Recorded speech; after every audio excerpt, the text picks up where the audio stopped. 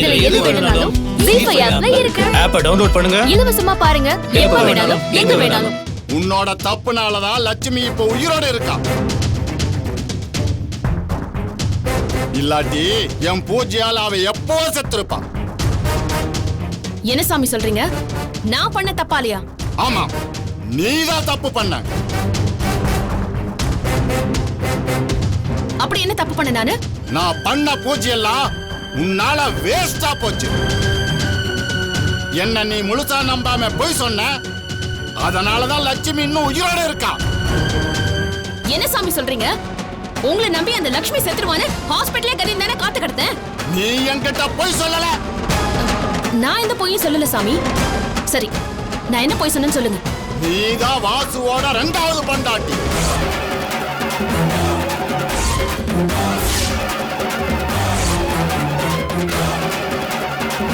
முத பொண்டாட்டி அந்த லட்சுமி.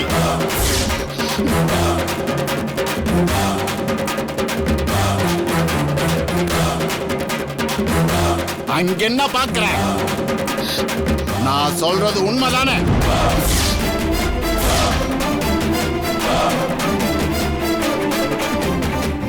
எனக்கு எப்படி தெரியும்னு பாக்குறியா?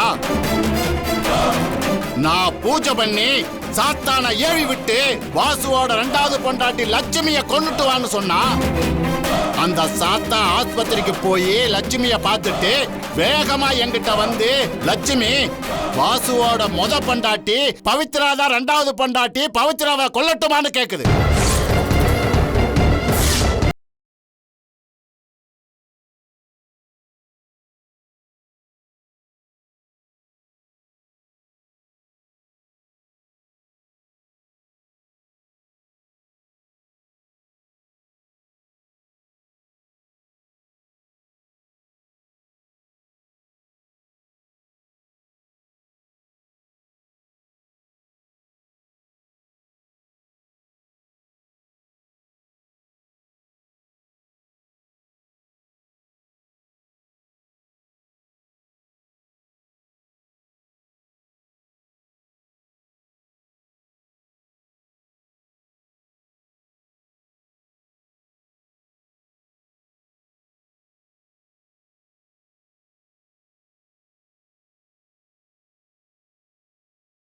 ஏன் கொல்லணும்னு நினைக்கிறேன்ற உண்மையை சொல்லிடுறேன்.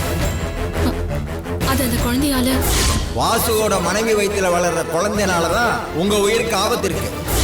கம்சனை அழிக்க வந்த கிருஷ்ண மாதிரி உங்களை அழிக்கிறதுக்காகவே அந்த குழந்தை ஜனிச்சிருக்கு. தான் தகப்பனோட 2வது தாரத்தை பழிவாங்கத்தான் அது உருவாயிருக்கு. அதனால அந்த குழந்தை இந்த பூமிக்கு வர்றதுக்கு முத நாளுக்குள்ள உங்க உயிரை எடுத்துட்டு தான் பிறக்கும்.